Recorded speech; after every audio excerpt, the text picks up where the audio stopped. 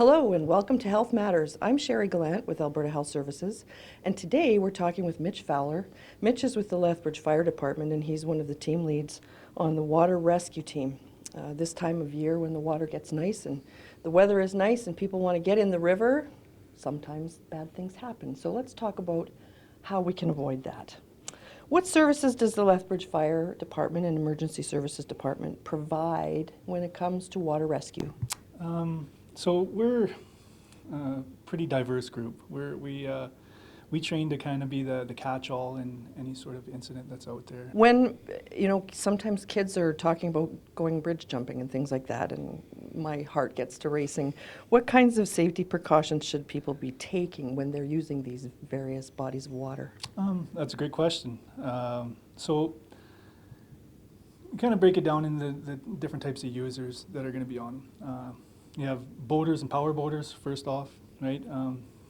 These folks each and every one of them should first off probably have their pleasure craft operator's license. Secondly, anybody who is using a powerboat and stuff, they should all have some basic items with them just to ensure that their safety. Number one is you should have a PFD for every single person who's going to be on that boat. A PFD means? Personal flotation device, yes. Life jacket in layman's terms. Yes, right. So everybody should have a PFD. As well, they should all have some sort of a signaling device for each one of them. So whether it be a whistle, those are usually nicely attached to PFDs, or you can attach them with string or some sorts. But the boat should also have some sort of a flare, an air horn, something to be able to signal people on shore if something bad happens, right? As well, they should have some sort of an oar, right, or some sort of manual means of getting themselves back to shore. Okay. A bailing device, so like a bucket or a pail or something along those lines, and an anchor, right? So if things get really windy out there and you're a little worried, you can set your boat in place, right?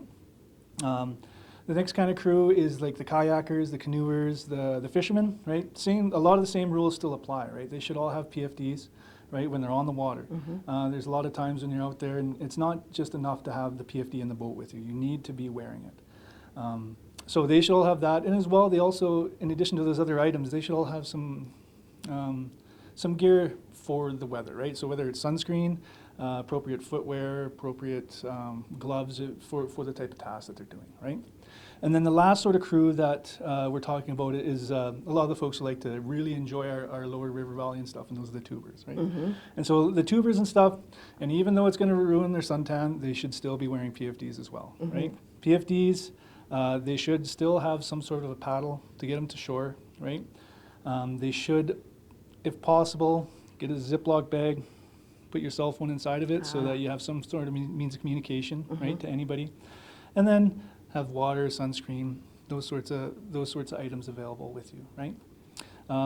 For all those groups, though, they should all be filing what's a float plan, right? Just for their future safety and security. Okay.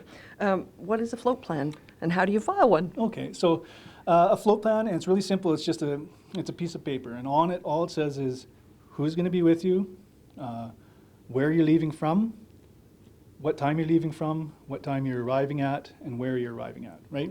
And so you leave it with a family member or friends, and some sort of means of communication. So whether if you're on a boat and you have a radio channel you're using, that's great. If you have a cell phone, put the number on there so they can get a hold of you, right? And it's something that you leave with your family members or friends so that if it's getting later on in the day, you haven't checked in on your float plan, they can take appropriate actions. Either they can call us to go investigate on the river, they can try and call you, right? It's so that they know that if you're outside of these parameters, now's the time to start taking action. It's a mandatory portage route to kind of circumvent that weir.